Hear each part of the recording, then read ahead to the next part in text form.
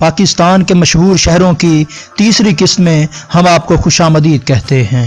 اس قسط میں ہم صوبہ خیبر پختونخوا کے مشہور و معروف شہر کوہاٹ کی بات کریں گے۔ کوہاٹ پاکستان کے صوبہ خیبر پختونخوا کا ایک بہت مشہور و معروف شہر ہے۔ شروع میں یہ علاقہ 3 بڑے قبائل پر مشتمل تھا، جن میں آفریدی، خٹک اور بنگش قبائل کے نام قابل ذکر ہیں۔ بعد میں اس علاقے میں بہت سے شنواری اور اورکزئی قبائل نے بھی ہجرت کی تھی۔ موجودہ کوہاٹ کا شہر ایک درمیانے سائز کا شہر ہے، جس کی آبادی 9,93,000 افراد پر مشتمل ہے۔ اس علاقے کا کل رقبہ 2,525 مربع کلومیٹر کے لگ بھگ ہے، اور یہ علاقہ سطح سمندر سے تقریباً 1,600 فٹ کی بلندی پر موجود ہے۔ پاکستان کی سب سے پرانی چھاؤنی، ایئر بیس، گنڈیالی اور تانڈا ڈیم، انڈس ہائی وے، فرینڈشپ ٹنل، پاک فضائیہ اور سگنل ٹریننگ سینٹر کی وجہ سے کوہاٹ شہر دفاعی اور جغرافیائی لحاظ سے اہم مقام کی حیثیت رکھتا ہے۔ اس شہر کی سرحدیں صوبہ پنجاب، ضلع نوشہرہ، ضلع ہنگو، اورکزئی ایجنسی اور ضلع کرک سے ملتی ہیں۔ شروع میں کوہاٹ پشاور ڈویژن کا ایک ضلع تھا، لیکن 1976 میں اسے الگ ڈویژن کا درجہ دے دیا گیا۔ کوہاٹ میں کرک اور ہنگو کے اضلاع شامل ہیں۔ گرمیوں میں اس علاقے کا درجہ حرارت 45 ڈگری سیلسیس تک بھی پہنچ جاتا ہے۔ اس علاقے کی سرد ترین جگہ سمانا ہل اسٹیشن ہے، جس کی بلندی تقریباً 6,000 فٹ کے لگ بھگ ہے۔ دوستو، کوہاٹ شہر کی دلچسپ تاریخ کے متعلق ہم اس ویڈیو کے آخر میں بات کریں گے، کیونکہ بہت سے لوگوں کو تاریخ میں کوئی دلچسپی نہیں ہوتی۔ آگے بڑھنے سے پہلے میں نئے آنے والے حضرات سے گزارش کروں گا کہ آپ ہمارے چینل کو سبسکرائب کر لیں، تاکہ آپ کو فیوچر میں ملنے والی ویڈیوز کا نوٹیفیکیشن ملتا رہے۔ ہمیشہ کی طرح میں ہوں نوید احمد فسانہ، اور آپ دیکھ رہے ہیں اردو آئی لینڈ کا آفیشیل چینل۔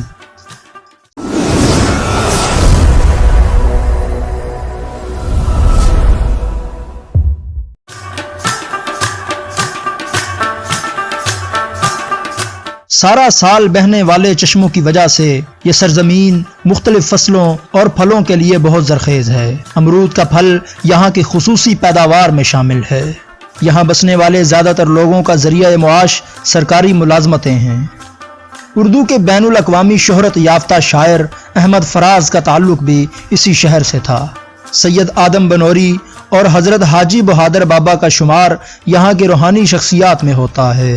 آزادی کے ہیرو عجب خان افریدی کا تعلق بھی اسی شہر سے ہے۔ کوہاٹ میں آمد و رفت کی بات کریں تو کوہاٹ ریلوے اسٹیشن 1902 میں مکمل ہوا تھا۔ بڑی ریلوے لائن کوہاٹ سے راولپنڈی جنڈ سے ہوتی ہوئی پہنچتی تھی۔ کوہاٹ میں برطانوی دور کا ایک ہوائی اڈہ بھی موجود ہے، جو اس وقت برطانوی فوج کی نقل و حمل کے لیے تیار کیا گیا تھا۔ اب اس ہوائی اڈے کا کنٹرول پاکستان ایئر فورس کے پاس ہے۔ کوہاٹ اپنے چاروں اطراف سے سڑکوں کے ذریعے ملک کے باقی علاقوں سے جڑا ہوا ہے۔ انڈس ہائی وے جو پشاور سے کراچی تک جاتی ہے، اس کی وجہ سے اس علاقے میں بڑی ترقی ہوئی ہے۔ اس سڑک پر واقع ہوٹلز، بس سٹینڈز اور مختلف کاموں کی وجہ سے روزگار کے مواقع میں اضافہ ہوا ہے۔ کوہاٹ ٹنل، جسے پاک جاپان دوستی کی سرنگ بھی کہا جاتا ہے، جنوبی اضلاع کی عوام کی بھرپور فرمائش پر 1999 میں شروع ہوئی تھی، جس کے لیے جاپان نے ہر لحاظ سے پاکستان کی مدد کی تھی۔ یہ ٹنل تقریباً 2 کلومیٹر طویل ہے، جو 2003 کو عوام الناس کے لیے کھول دی گئی تھی۔ اس سے پہلے کوتل بائی پاس پر چھوٹی بڑی گاڑیوں کے لیے بہت مشکل حالات ہوا کرتے تھے۔ اس ٹنل کی تعمیر کی وجہ سے وقت اور جان و مال سب کی بچت ہوئی ہے۔ 24 فروری 2008 میں دہشت گردوں نے اس ٹنل کے راستے سیکیورٹی فورسز کے لیے سپلائی لے جانے والے ٹرکوں کے ایک قافلے پر حملہ کر دیا۔ یہ سپلائی جنوبی وزیرستان جا رہی تھی۔ 27 فروری کو فوج نے آرٹلری، ہیلی کاپٹرز اور ہیوی مشین گنوں کی مدد سے 24 دہشت گردوں کو مار کر ٹرکوں کو بازیاب کروا لیا۔ اس کے بعد سے اس ٹنل کا کنٹرول پاکستان آرمی کے پاس ہی ہے۔ اس ٹنل کی تعمیر پر 6,500 ملین روپے کی لاگت آئی تھی، اور یہ منصوبہ 48 ماہ میں مکمل ہوا تھا۔ اگر ہم تعلیم کی بات کریں تو کوہاٹ میں KMU میڈیکل کی تعلیم دینے والا بہترین ادارہ ہے۔ اس کے علاوہ UET Peshawar Kohat campus, Kohat university of science and technology اور پریسٹن یونیورسٹی بھی موجود ہیں۔ Cadet college Kohat, government post graduate college, government degree college اور گیریزن کیڈٹ کالج کوہاٹ کے نمایاں کالجز میں شامل ہوتے ہیں۔ پاکستان آرمی کے افسران کی بھرتی کے لیے کوہاٹ میں ISSB سینٹر بھی موجود ہے، جس وجہ سے یہ شہر پورے پاکستان میں مشہور و معروف ہے۔ خاص طور پر PMA لانگ کورس کے لیے اپلائی کرنے والے لوگ اس شہر کو بڑی اچھی طرح جانتے ہیں۔ پاکستان ایئر فورس کا ایئر بیس بھی یہاں پر موجود ہے، جہاں ہر طرح کی جدید سہولت اور ٹیکنالوجی موجود ہے۔ اس کے علاوہ CMH کوہاٹ اس شہر کا جدید سہولیات سے آراستہ ہسپتال ہے۔ اب بات کرتے ہیں کوہاٹ کی سیاحت کے متعلق۔ چپلی کباب، پشاوری چپل، امرود اور دستکاری کے شاہکاروں کی بدولت کوہاٹ بہت دلچسپ شہر ہے۔ کہا جاتا ہے کہ اگر آپ کوہاٹ سیر کو آئیں اور یہاں کے چپلی کباب نہ کھائیں تو آپ کے ٹرپ کا کوئی فائدہ نہیں۔ کوہاٹ میں رات گزارنے کے لیے بہت اعلیٰ ہوٹل اور گیسٹ ہاؤسز بھی موجود ہیں، جن میں رائل گرین گیسٹ ہاؤس، بسم اللہ guest house, Khan city guest house اور نور گیسٹ ہاؤس کے نام قابل ذکر ہیں۔ تانڈا ڈیم اور جھیل ایک خوبصورت پکنک پوائنٹ ہے جو سیاحوں کو قدرتی ماحول اور خوبصورت منظر کے باعث لطف فراہم کرتا ہے۔ عید اور موسم گرما کی چھٹیوں میں لوگ بڑی تعداد میں یہاں پر آتے ہیں۔ کوہاٹ شہر سے مغرب کی طرف 10 کلومیٹر کے فاصلے پر 2 راستے اس ڈیم کی طرف نکلتے ہیں، ایک شاہ پور گاؤں سے جبکہ دوسرا ہنگو بائی پاس سے ہو کر آتا ہے، اور یہ راستہ اپنے حسین و جمیل مناظر کی وجہ سے بہت دل فریب ہے۔ اس راستے پر وادی، ندی اور ندی کا پل، پہاڑ اور اس پر بل کھاتی ہوئی سڑک بہت ہی دلچسپ منظر پیش کرتی ہے۔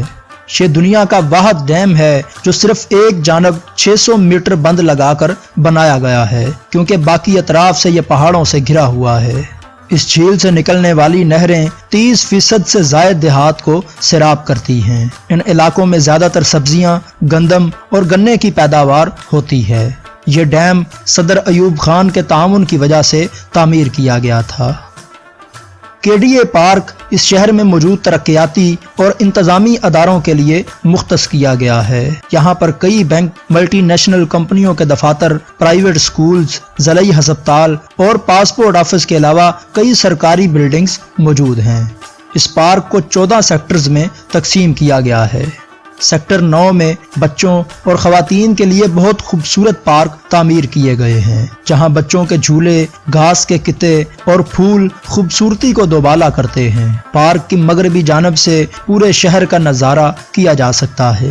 اسی جگہ سے نیچے والی پہاڑی پر بنی بھورے رنگ کی ٹائلوں اور شیشے سے مزین گولڈن مسجد کا نظارہ بھی دیدنی ہوتا ہے۔ مسجد کی شمالی جانب کے دروازے سے وادی کا نظارہ بہت ہی سحر انگیز نظر آتا ہے۔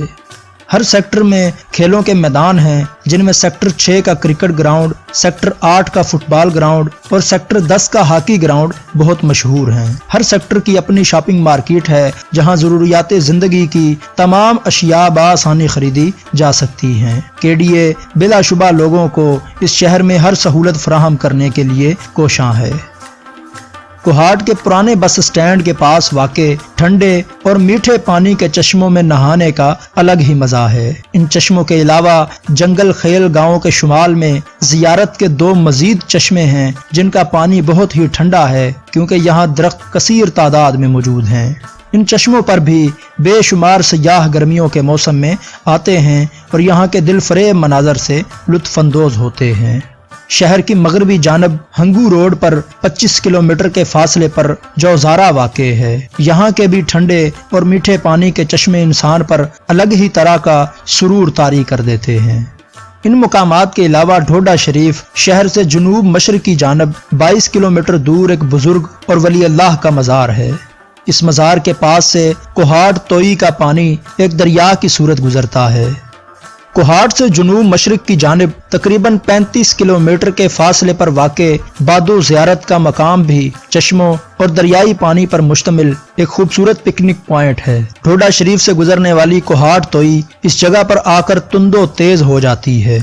دوستو اگر ہم کوہاٹ کی تاریخ کے بارے میں بات کریں تو کہا جاتا ہے کہ حضرت عیسیٰ علیہ السلام کی پیدائش سے پہلے بدھ مت کے دور میں دو بھائی راجہ بگماٹ اور راجہ کوہاٹ اس علاقے میں ہجرت کر کے آئے تھے۔ راجہ بگماٹ کوہ کدا میں چلا گیا اور وہیں پر ڈیرا ڈال لیا، جبکہ راجہ کوہاٹ خیل چشمہ کے قریب ایک جنگل میں رہنے لگا۔ کوہاٹ کا نام راجہ کوہاٹ کی نسبت سے ہی پڑا تھا۔ کچھ کہانیوں میں آتا ہے کہ راجہ کوہاٹ کے بھائی کا نام راجہ آد تھا جو میاں گڑھی میں آباد ہوا تھا، اور اسی کی نسبت سے اس جگہ کا نام آد سمود پڑ گیا۔ یہ جگہ کوہاٹ کی مغربی جانب محمد زئی گاؤں کی شمالی جانب موجود ہے، جہاں پر راجہ آد کے قائم کردہ قلعے کے غیر معمولی آثار ملتے ہیں، اور یہ جگہ بھی سیاحوں کے لیے بہت دلچسپی کا باعث ہے۔ شروع میں اس علاقے پر پشتونوں کے ایک قبیلے اورک زئی کا قبضہ تھا۔ بعد میں 14ویں اور 15ویں صدی میں مغرب سے آنے والے بنگش اور مشرقی خٹک قبائل اس علاقے میں آباد ہو گئے۔ بنگش قبیلے کی علی زئی کے مقام پر لڑی گئی جنگ کے بعد اس زرخیز آبادی پر ان کا قبضہ ہوا، اور اورک زئی قبیلہ پہاڑوں کے قریب محدود ہو کر رہ گیا۔ کہا جاتا ہے کہ مغل بادشاہ بابر نے پشاور فتح کرنے کے بعد اس علاقے کی طرف پیش قدمی کی تھی۔ اسے بتایا گیا تھا کہ اس علاقے میں بہت مال و دولت کے ذخائر ہیں اور بے شمار قیمتی چیزیں موجود ہیں۔ اسی وجہ سے بابر اور اس کی افواج نے بنگش قبائل کے ایک لشکر کو شکست دے کر اس علاقے پر قبضہ کر لیا، لیکن اسے یہاں کچھ بھی حاصل نہ ہوا۔ مغل بادشاہوں کے بعد یہ سارا علاقہ درانی سلطنت کے حصے میں آیا، جو پشاور اور کابل کے علاقے پر پہلے ہی اپنا قبضہ جما چکی تھی۔ اس کے بعد رنجیت سنگھ کی افواج نے 1819 میں اس علاقے پر قبضہ کر لیا۔ 1836 میں رسول خان، جس کا تعلق خٹک قبیلے سے تھا، اس نے تیری کے مقام پر حملہ کر کے بہت سے سکھوں کا قتل عام کیا۔